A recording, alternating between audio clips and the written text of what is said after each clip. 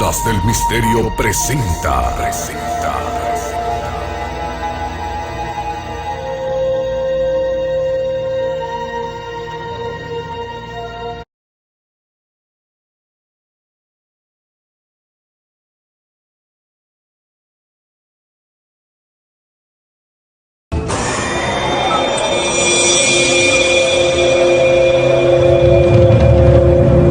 De octubre de 1997. El capitán retirado de las fuerzas aéreas Urangye Holanda se encuentra en su casa en Cabo Frío, Brasil. Desde su retirada en 1992, el expiloto y paracaidista ha tenido que enfrentarse a una enfermedad. El capitán Holanda padecía una depresión crónica desde principios de los 90. Personalmente creo que este proceso depresivo fue el resultado de alguna experiencia que tuvo hace mucho tiempo en el Amazonas.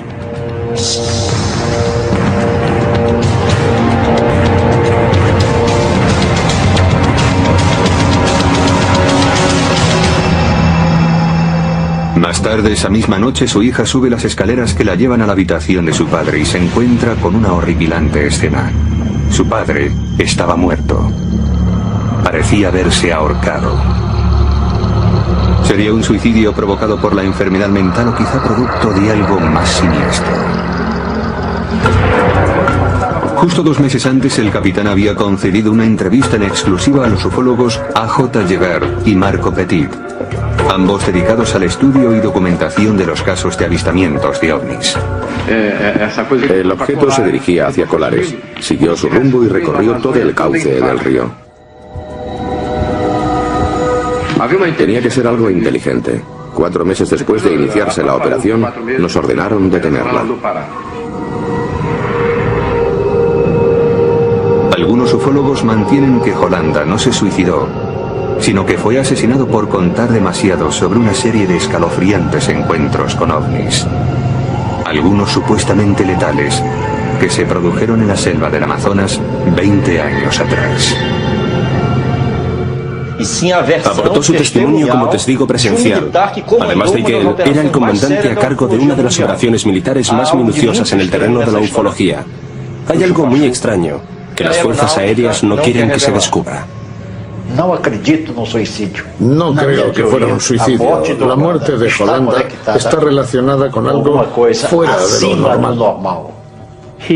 Dejó un mensaje muy claro. Nos están visitando.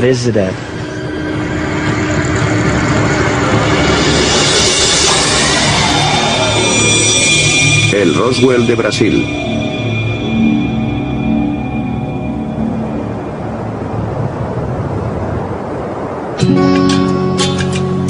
Los avistamientos de ovnis del capitán Holanda empezaron aquí en la isla de Colares, justo en la desembocadura del río Amazonas, en Brasil.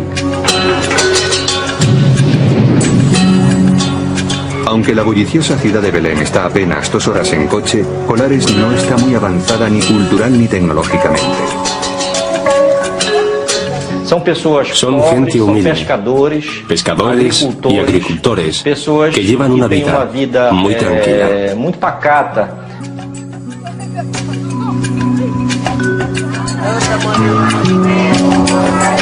Como la mayoría de los brasileños, la mayoría de los 2.000 habitantes de Colares son católicos. En esta remota isla hay muchas supersticiones locales. Creen que en esta isla hay muchos misterios por los fenómenos extraños que ocurren en ella. La gente de Colares tiene sus leyendas y sus tradiciones. Emilio Campos Oliveira, de 78 años, ha residido toda su vida en la isla. Hace casi 30 años pudo presenciar una serie de acontecimientos inquietantes y extraordinarios que transformaron para siempre la isla de Colares. Na hora sentiu só quando sumiu. Lo sentí cuando desapareció la luz. Eu sentia Sentí el calor.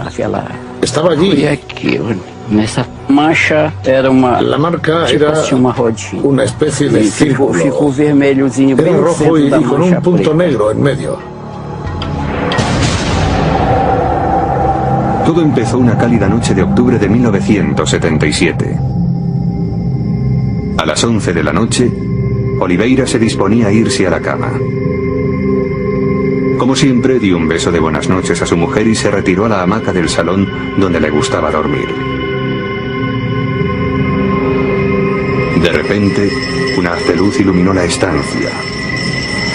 Parecía proceder del techo. Era tan potente que atravesaba las tejas de cerámica. Apareceu na minha vista Un resplandor apareció aquela ante mis lâmpada ojos. bem forte. Bajaba desde el techo y apuntaba a mi muslo. Aí atacou na minha, aquele ato úmido. Sentí atacou na minha que me coxa. quemaba. A luz La luz brillaba era bem mucho, forte. muchísimo. Bem forte. Tal como apareció, se desvaneció. Incapaz de encontrar una explicación a lo que acababa de suceder, Emilio intentó volver a dormirse. Días más tarde, a eso de las 8 de la noche, Orivaldo Malaquías Piñeiro, un pescador local de 24 años, sale con un amigo de pesca nocturna. Eu estava na praia. Olha, a gente Estaba en la playa. lanceando. Por más que lanzábamos la red, no pescábamos nada. Que a gente deu. Aí a gente puxou a rede. Volvimos saiu a em lanzarla direção para ver pra si pegar teníamos outra más suerte posição pra tornar en otra lancear, posición. Pra ver si conseguia pegar o peixe. Los dos pescadores esperaban pacientemente sus capturas. De repente, el amigo de Piñeiro divisa una luz que vuela muy bajo en el cielo. Não tinha barulho nem cheiro. No se oía nada ni se olía nada. Miramos hacia el horizonte. La luz se dirigía desde la línea del horizonte hacia nosotros. Nos invadió el pánico y huimos. Los dos hombres corrieron hacia la ciudad. Aterrorizados, les contaron a sus vecinos lo que acababan de ver. Entonces supieron que no habían sido los únicos que habían experimentado estos misteriosos avistamientos. De hecho, docenas de personas afirmaban que en las últimas semanas habían sentido como si unas luces los atraparan y los atacaran.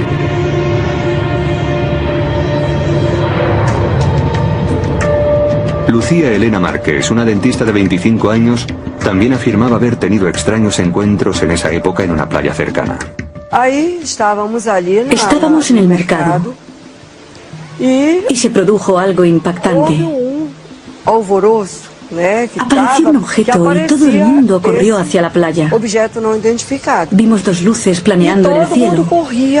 Una se encendía y la otra se apagaba continuamente, como una señal. Predominaba el color rojo. Era el más brillante, junto con el verde, el rojo y el verde y el amarillo de fondo. Después desapareció. Mientras los residentes de Colares trataban de dar una explicación racional a estos extraños sucesos, en Belém, a 2 horas de coche, el periodista Carlos Méndez, de 25 años, recibe una llamada en su oficina. Al principio, recibí llamadas de personas que vivían en la ciudad. Me decían que el periódico debía enviar a alguien porque estaban apareciendo unas luces que tenían aterrorizada a la población. Méndez, que trabajaba para el periódico Estado do Pará, llamó a su fotógrafo. Juntos partieron hacia Colares esa misma noche. Cuando llegaron, los periodistas fueron avasallados por los habitantes del pueblo, ávidos por contarles sus experiencias sobre los insólitos ataques de los rayos de luz. Algunos afirmaban incluso haber sido heridos por las luces. Una mujer me contó que estaba en su casa por la noche cuando de repente vio un resplandor y se dio cuenta de que en su casa brillaba una luz que atravesaba el techo e iluminaba la habitación. La mujer dijo que se le paralizaron los brazos y las piernas y que al día siguiente notó algo raro en el pecho. Presentaba unas marcas en el pecho, como si alguien le hubiera pinchado varias veces en el mismo sitio con un alfiler.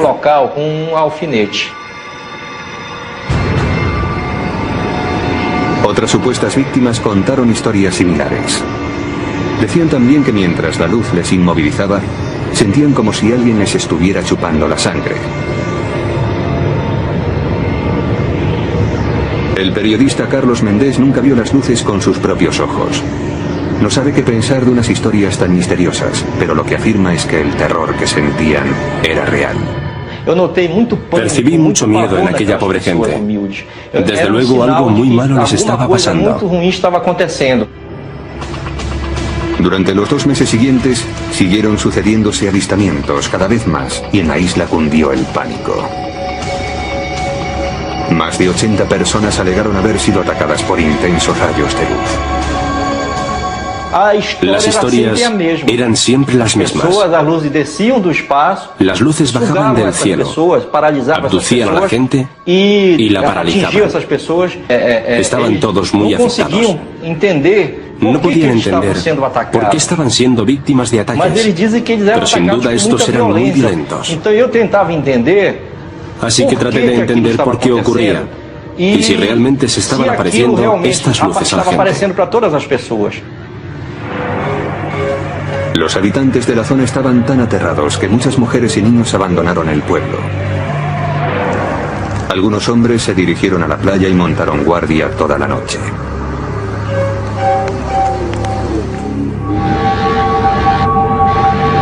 Otros permanecían encerrados en sus casas por miedo a ser atacados. Vi el miedo de la gente. Vi esa sensación de pánico que los invadía. Y escuché sus ruegos. Todos pedían ayuda. Parecía como si algo o alguien estuviera atacando a la gente de Colares. Nadie sabía por qué.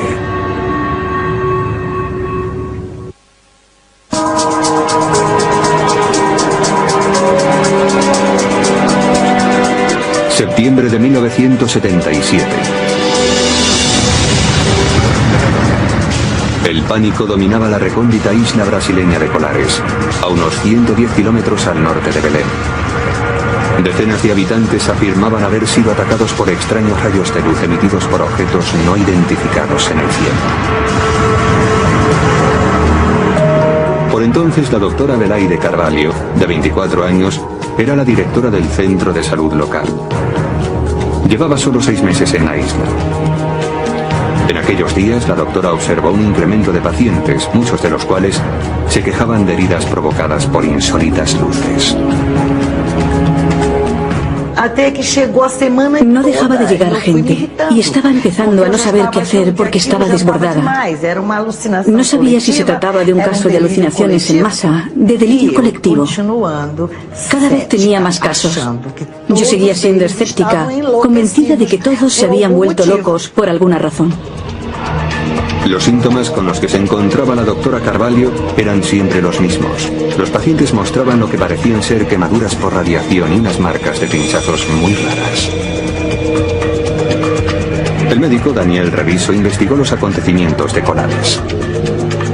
Las marcas se encontraban, por lo general, al nivel del tórax, los hombros, el pecho, en el muslo, en la pierna. Y normalmente la quemadura era pequeña. No superaban los 15 centímetros de diámetro.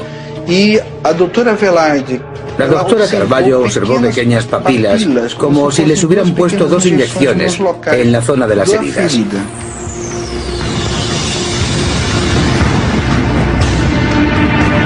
Las víctimas alegaban que las quemaduras eran producto del contacto de la luz con su piel. Pero las heridas no se parecían a nada que la doctora hubiese tratado con anterioridad. Las marcas provocadas por las quemaduras se volvían negras inmediatamente, como si fueran quemaduras de 10 días, a pesar de que, en muchos casos, no hacía más de 10 minutos que se habían provocado. Pero los médicos no sabían que aún deberían enfrentarse a los casos más inquietantes. En septiembre, la doctora Carvalho examinó a una mujer cuyos familiares alegaban haber sido atacados dentro de su casa por una resplandeciente luz. Le trajo al centro su familia. Sufría espasmos como si le estuviera dando un infarto. No movía nada la boca. Y tenía los ojos totalmente cerrados. La doctora trató de estabilizarla, pero no se producía ningún signo de mejora. Ya no podía hacer nada más. La única alternativa era meterla en el coche, porque no teníamos ambulancia, y llevarla a Belén.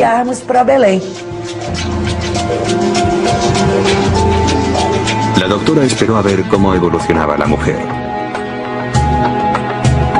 5 días después, otro caso grave llegó a su clínica. Una mujer que, según los testigos, había sido atacada por un rayo de luz en su jardín. Llegó en un coche patrulla. Tenía tal estado de rigidez que no habían logrado doblarla para sentarla. Así que tuvieron que traerla tumbada en la parte de atrás, con las piernas estiradas, porque no habían podido flexionárselas. La doctora también envió a esta paciente a la ciudad. Poco después, recibió noticias del Hospital Regional de Belén sobre sus pacientes. Ambas habían muerto. Solicité que se determinara la causa de la muerte, porque me pareció de interés para la población, pero la causa de la muerte fue catalogada como desconocida. La doctora Carvalho seguía sin creerse que sus pacientes hubieran sido atacados por rayos de luz, pero le preocupaba que la creciente histeria por los avistamientos pudiera provocar ataques al corazón e incluso infartos. Para intentar poner fin a tanto pánico, Carvalho y otros 2 policías de la ciudad solicitaron ayuda a instancias superiores. En septiembre, el alcalde se puso en contacto con el Mando Aéreo Regional de las Fuerzas Aéreas Brasileñas, o Comar. Es en ese momento cuando el Comar asigna al capitán Uranje Holanda la dirección de un equipo de oficiales de las Fuerzas Aéreas para investigar los inexplicables acontecimientos en la isla. Según el periodista Carlos Mendes, que estudia los incidentes de Colares, el equipo de Holanda pudo haber sido destinado allí porque en la zona se habían registrado repetidos ataques de la guerrilla comunista rebelde. Según él, las fuerzas aéreas pensaban que las luces las provocaban los disparos de las armas de la guerrilla en la selva y el trabajo de Holanda consistía en seguir a los rebeldes. Creo que el objetivo principal del ejército en Colares era investigar si se había producido alguna actividad subversiva por parte de los guerreros comunistas. Pero si eso era verdad, ciertamente el proyecto había recibido un curioso nombre. La misión del capitán Holanda fue bautizada como Operación Platillo. Sin más dilación, Holanda reunió a su equipo. Piñón Frías, un civil de 37 años, fue contratado como piloto. Creíamos que algún tipo de dispositivo estaba invadiendo el espacio aéreo brasileño. No sabíamos de qué país procedía, pero algo estaba violando nuestro espacio. Y las fuerzas aéreas tenían obligación de averiguar qué era. A principios de septiembre llega a Colares el equipo de oficiales, ingenieros y científicos de Holanda. Los hombres montan el campamento e instalan telescopios y cámaras en las playas circundantes. Sus actividades se desarrollan a la vista de todos los habitantes de la isla, en un intento por calmar el pánico que había invadido la zona. Cuando llegamos a Colares, el terror reinaba en toda la ciudad. La población no podía dormir a causa de ello. A pesar de nuestros esfuerzos para tranquilizarlos, era imposible, sobre todo a las personas mayores, algunas de las cuales también habían sido afectadas por las luces. Una vez en Colares, el equipo de la Operación Platillo se afana en recoger toda la información posible. El capitán Holanda va a visitar de inmediato a la doctora Carvalho.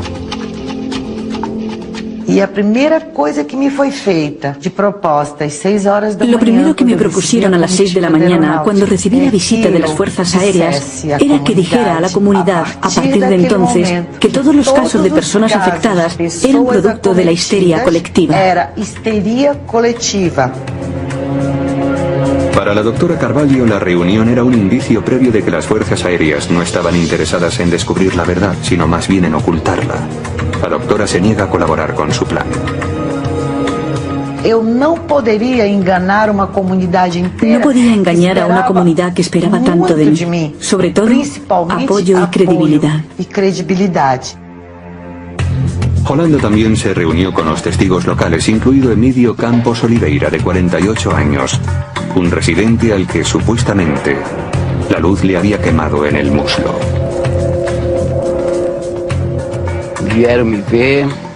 Vinieron a verme. Me hicieron una foto de la herida. Los únicos que me vieron la marca fueron los oficiales de las fuerzas aéreas. Ellos vieron la marca. Los avistamientos continuaron durante los siguientes 4 meses. El equipo del capitán Holanda seguía ocupado recopilando información de los testigos y de la policía. Su operativo de vigilancia estaba activo las 24 horas del día, pero la Fuerza Aérea no hizo públicos sus descubrimientos. Los que creían que la Operación Platillo iba a averiguar la verdad estaban decepcionados. Muchos pensaron, por el contrario, que de lo que se trataba era de crear una tapadera.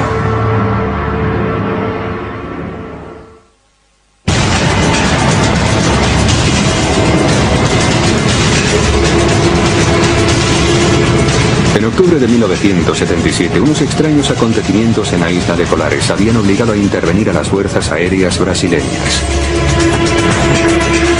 Los residentes denunciaban que unos ovnis los habían atacado con potentes rayos de luz. Algunas personas presentaban marcas de quemadura muy raras en la piel después de los supuestos encuentros. 2 mujeres habían muerto. El proyecto de las fuerzas aéreas, la Operación Platillo, bajo el mando del capitán Urangui Holanda, trata de recabar información sobre los misteriosos avistamientos. El ejército no llevó armas a Colares. Su único armamento eran las cámaras fotográficas, cientos de ellas. Durante más de 4 meses, Holanda y su equipo tomaron fotos y diseñaron planos.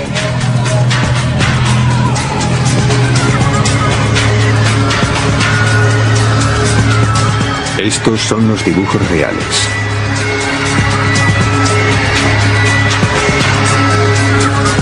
También llevaron a cabo entrevistas con los residentes, incluida la doctora Carvalho.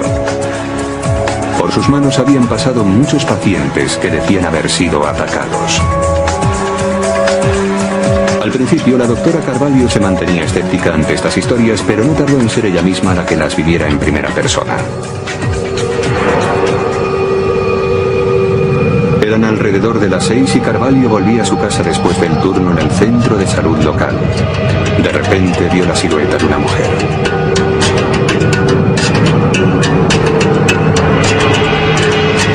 Miré hacia arriba, lo que tanto había negado. Eso en lo que no creía y estaba convencida que era producto del delirio, de la locura, de historias inventadas por la gente que reclamaba atención. Lo vi. Era un objeto con una altura similar a un edificio de 10 pisos.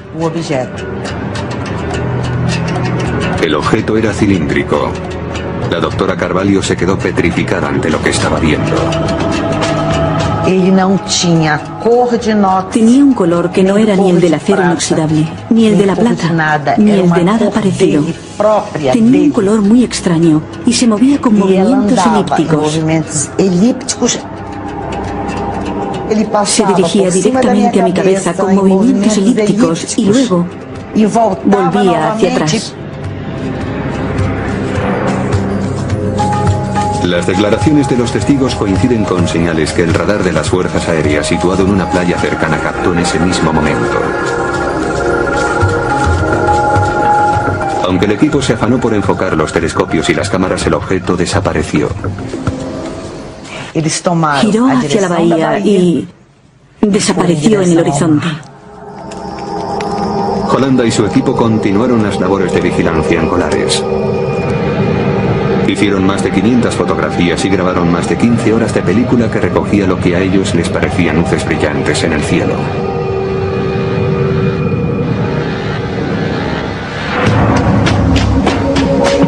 Los informes de la investigación se enviaron al cuartel general de Comar, en la capital del país, Brasilia.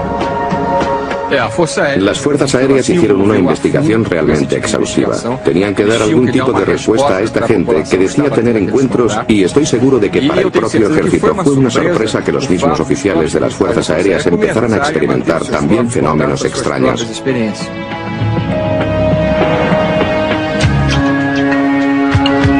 En diciembre de 1977, el ufólogo A.J. Gebert y Marco Petit se enfrentaban a otra dura jornada de trabajo en la redacción de la revista brasileña UFO Magazine cuando les llegaron noticias sobre Colares. Esta operación militar fue la primera investigación en Brasil y probablemente en el mundo de la que tenemos constancia, dedicada a intentar comprender qué ocurre con un fenómeno ovni. Más de 3.000 personas fueron entrevistadas por el ejército durante esos 4 meses. Ese mismo mes, el capitán Holanda recibe la orden de recoger todo el equipo y volver al Comar. Las fotografías, las películas, los planos y todo cuanto habían recogido es catalogado como alto secreto. Le ordenaron terminar la operación Platillo de inmediato. Él, como militar, tampoco hizo muchas preguntas. Una de las cosas que más me sorprendieron a mí y a otros colegas fue el hecho de que en diciembre de 1977, el año en que se estaban produciendo más encuentros, llegara la orden. Y hasta ahora, ningún civil ha averiguado quién lo ordenó, ni por qué debía suspenderse la operación.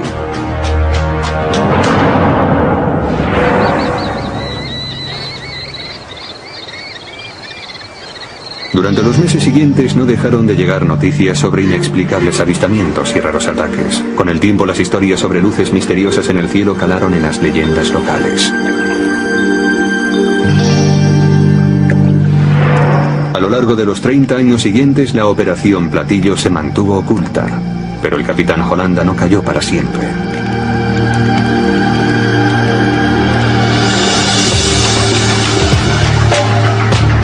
En 1997 decide reunirse con A.J. Gebert y Marco Petit a las afueras de Río de Janeiro. La reunión es grabada en vídeo y el capitán cuenta lo que le sucedió en la isla. La nave explotó como un trueno. Una explosión muy fuerte y un resplandor. Despegó a gran velocidad hacia la atmósfera y desapareció entre las estrellas.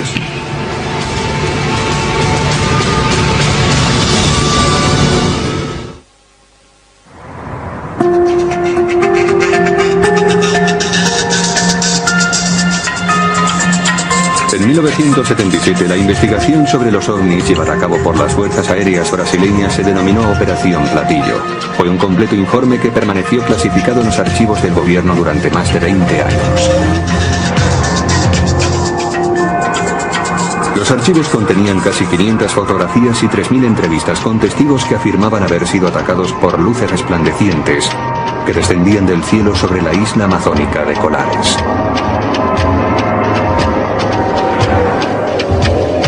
Hasta 1997 no empezó a levantarse el velo del secreto. Junio de 1997. El ufólogo y editor de la publicación brasileña UFO Magazine, A.J. Gebert, está trabajando cuando recibe una llamada telefónica. Al otro lado de la línea, el capitán Urangue Holanda. Holanda había sido el encargado de dirigir el equipo de las fuerzas aéreas enviado a Colares en 1977. Me llamó y me dijo, siempre he admirado su trabajo. Creo que lo hacen muy bien. Y en el pasado yo no podía hablar porque, bueno, estaba en el ejército. Pero actualmente estoy retirado. Y si quieren hablar conmigo, estaré encantado de recibirles. Enseguida Geberd y su coeditor Marco Petit pusieron rumbo hacia la casa de Holanda. Durante 2 días, los 3 hombres mantuvieron reuniones en la casa del capitán en Cabo Frío, justo a las afueras de Río de Janeiro. Grabaron todas esas reuniones. Era un hombre con una memoria muy lúcida. Tenía una memoria extraordinaria. Aportó datos muy precisos sobre lo que pasó hacía 20 años. Nos dejó impresionados.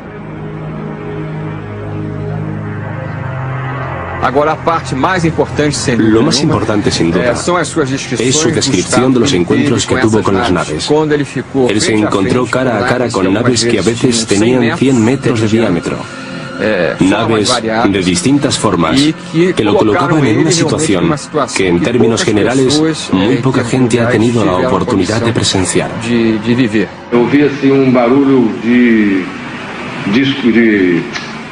Se oía algo así como el sonido sordo de un aire acondicionado.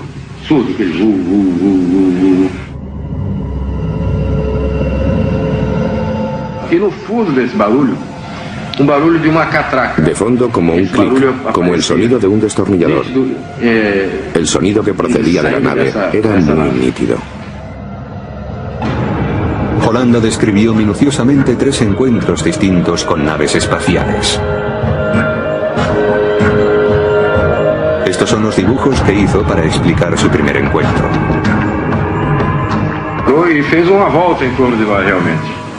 Les dijo a los investigadores que el segundo encuentro lo tuvo una noche cuando él y su equipo montaban guardia en la playa.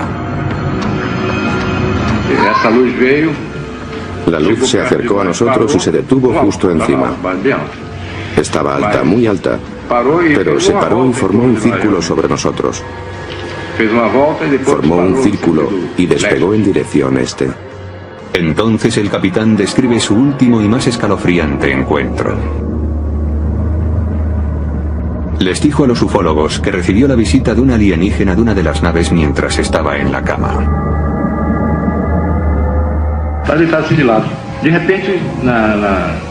Estaba tumbado de lado.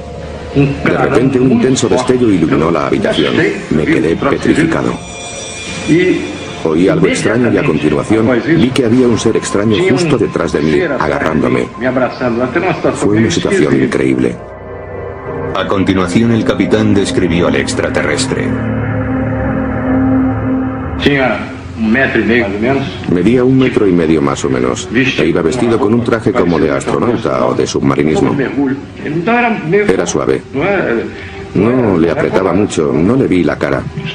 Llevaba una máscara gris plomo, pero no puedo dar detalles de la cara, no se la vi. De hecho, no le vi los ojos ni nada, como si no tuviera forma. Holanda también les dijo a los investigadores que este ser le habló. Estaba muy asustado. Le tenía detrás de mí agarrándome, estrujándome. Y me habló al oído en portugués con una voz como de ordenador, metálica. Computador. Voz de computador, aquela voz metalizada, metalizada, una voz así. Y me dijo, no tengas miedo, no vamos a haceros ningún daño. No vamos te fazer nenhum mal. Holanda dice que el extraterrestre entonces desapareció. Nos contó con toda precisión lo que le había ocurrido. Por lo que sabemos, debía de haber una gran variedad de objetos por la zona, porque algunos procedían de la selva, aparecían entre los árboles. Otros procedían del cielo y otros, los menos, del río. Era algo realmente impresionante. El capitán hizo otra increíble revelación. Mostró el brazo a los ufólogos. Parecía tener un objeto implantado bajo la piel. Dice que los extraterrestres se lo colocaron durante su encuentro. Es flexible, de plástico. Aquí, si presionas, se ve mejor. Aquí. ¿Le han hecho radiografías? Sí, pero no se ve nada. En julio de 1997, la historia de Holanda se publicó en la revista UFO Magazine de Gerbert y Petit. Pero quienes esperaban que tan impresionante revelación forzara una segunda investigación quedaron decepcionados. En su lugar, se inició un nuevo capítulo del misterio de Colares. El 2 de octubre de 1997, el capitán Holanda muere. La causa oficial de la muerte fue asfixia, pero sobre ella sigue existiendo la sospecha al respecto de si fue accidental, un suicidio o incluso un asesinato. Según sus colegas, a Holanda le precedió un historial de enfermedad mental y ya había intentado suicidarse con anterioridad. Sin embargo, los que conocen al capitán afirman que no pudo ser un suicidio. Su copiloto, Pignon Fried, no descarta la posibilidad del asesinato. Holanda nunca se hubiese quitado la vida. No puedo acusar a nadie de nada, la verdad, pero él nunca se ataría una soga al cuello y se colgaría de ella. Sin embargo, A.J. Gerbert no es de la misma opinión. Se quitó la vida. Fue su decisión. Estaba deprimido. Pero a mí lo que me queda es el importante mensaje que nos dejó. Estamos siendo visitados. Y las fuerzas aéreas brasileñas, es decir, el gobierno, lo saben. En marzo de 2004, A.J. Gerbert y Marco Petit deciden pasar a la acción. 6 años después de la muerte del capitán, solicitan acceso al informe secreto de Colares con motivo de una campaña fomentada por ellos, llamada Libertad para la Información sobre los OVNIs. Como investigador experto en OVNIs y como ciudadano de Brasil, creo que el tipo de información a la que nos referimos no debería estar restringida al ejército o a las altas esferas militares. Debería ser pública para toda la sociedad.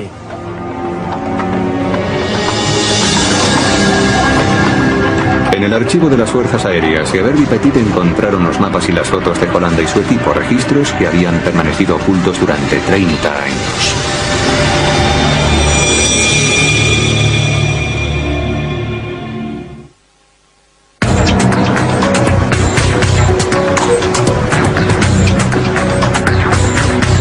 El 20 de mayo de 2005, los ufólogos brasileños A.J. Gerbert y Marco Petit, junto con otros tantos expertos en OVNIs, llegaron al cuartel general de las Fuerzas Aéreas brasileñas para examinar los documentos clasificados. Su presión obligó al ejército a revelarles esta información. Estos archivos contenían datos sobre la investigación militar realizada en 1977 llamada Operación Platillo. Gerbert y Petit pensaban que los registros contendrían información sobre la actividad de los OVNIs en la isla de Colares. Un general nos dijo que había recibido órdenes del comandante de las Fuerzas Aéreas brasileñas para que nos abriera todos los archivos, que podíamos leer todo lo que quisiéramos. No obstante, ambos ufólogos denuncian que no se les permitió ver todos los documentos sobre los incidentes.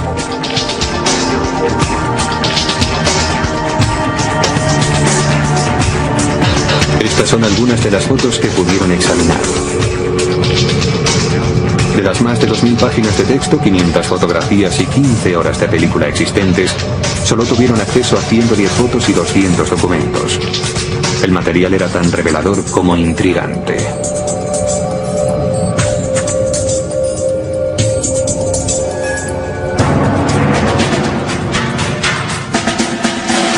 Era la prueba de que el gobierno brasileño había dedicado un tiempo considerable a investigar los avistamientos. Había muchas declaraciones aportadas por testigos presenciales. Los archivos contenían más datos de los que nunca se hubieran imaginado los ufólogos. Gerbert y Petit no pudieron ver el contenido de las películas, pero sí las fotos tomadas por el capitán Holanda, el responsable de la Operación Platillo.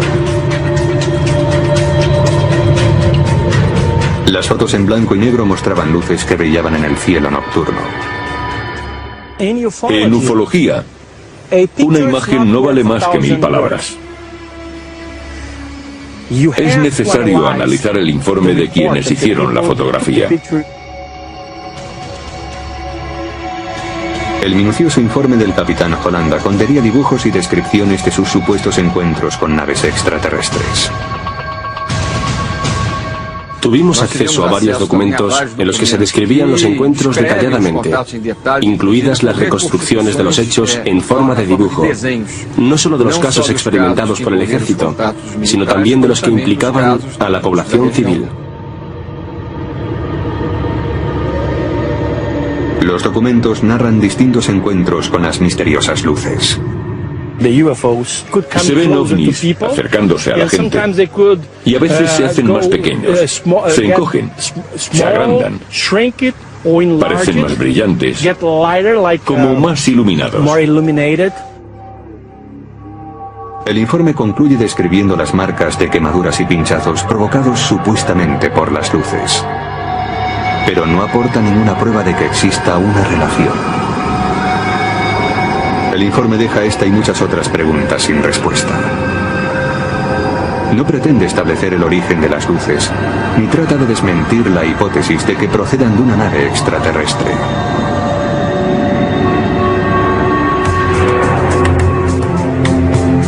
Hoy parece claro que la explicación definitiva sobre los avistamientos de colares no la dará el gobierno de Brasil. Oficialmente, las fuerzas aéreas declaran que, en lo que concierne a la Operación Platillo, el informe presenta varias teorías aparentemente sin fundamento científico. De momento, todos los datos nuevos se han recogido del trabajo de investigadores y ufólogos independientes. El médico Daniel Reviso lleva desde 1985 dedicado a analizar los avistamientos de colares. Empezó la investigación para intentar otras causas posibles de las marcas de quemaduras encontradas en las víctimas. Se sospecha que podría tratarse de un animal, quizá un murciélago. Esta teoría quedó descartada porque cuando los murciélagos vampiros muerden, dejan marcas en forma de O.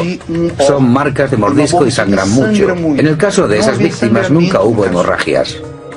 Reviso también consideró la posibilidad de que los avistamientos de colares pudieran atribuirse al delirio colectivo.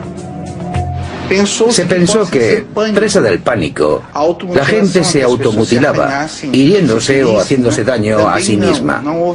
Pero tampoco fue esa la causa.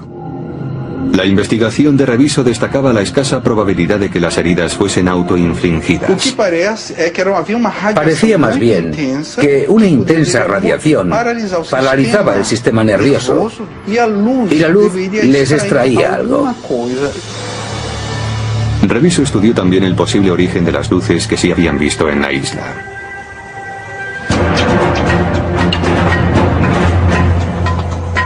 En el momento de los avistamientos, el gobierno de Brasil estaba luchando contra las guerrillas comunistas en el estado de Pará en el que se encuentra Colares. Cabía la posibilidad de que fuera algún tipo de maniobra armada clandestina de la guerrilla, que utilizara dispositivos para aterrorizar a la población con el fin de traer armas, municiones y suministros de guerra a Pará. A pesar de los informes de la actividad de la guerrilla, el gobierno ni confirma ni deniega esos datos. El periodista Carlos Méndez, que cubrió la noticia de los acontecimientos en Colares, no encuentra explicación para las extrañas luces que los isleños describían, pero cree que lo recóndito del lugar, sumado a las supersticiones de sus habitantes, son factores que han podido influir mucho a la hora de mantener viva la leyenda de los avistamientos de ovnis. La gente estaba espantada, aterrorizada. El pueblo de Colares siempre había convivido con las leyendas, el folclore típico del campo, de este área del Amazonas. Hoy el misterio sigue sin ser desvelado. ¿Qué era lo que sobrevolaba el cielo de Colares? ¿Por qué la gente creía estar siendo atacada por rayos de luz? Que eles estavam retirando provavelmente material biológico, provavelmente sangue mesmo, para que eles através Creo que estaban extrayendo material biológico, probablemente sangre, para poder crear vacunas y desarrollar una protección para ellos mismos, para su civilización, de tal modo que en caso de producirse finalmente el contacto con la especie humana, no fuesen vulnerables a las enfermedades y dolencias que padecemos los humanos. En cuanto al capitán Holanda, el jefe de la Operación Platillo, los ufólogos Petit y Geber están convencidos de que actuó movido por un sentimiento de responsabilidad. O coronel Holanda, ele estava convencido que ele não podia morrer. Holanda estaba convencido de que no podía morir sin contar la historia. Era esencial que la conociéramos por sus protagonistas, en su caso, por quien lideró la investigación de principio a fin. Simplemente pensó que podría morir en cualquier momento y que la verdad lo haría con él, y no quería que eso sucediera. Nos dejó un importante mensaje. Estamos siendo visitados.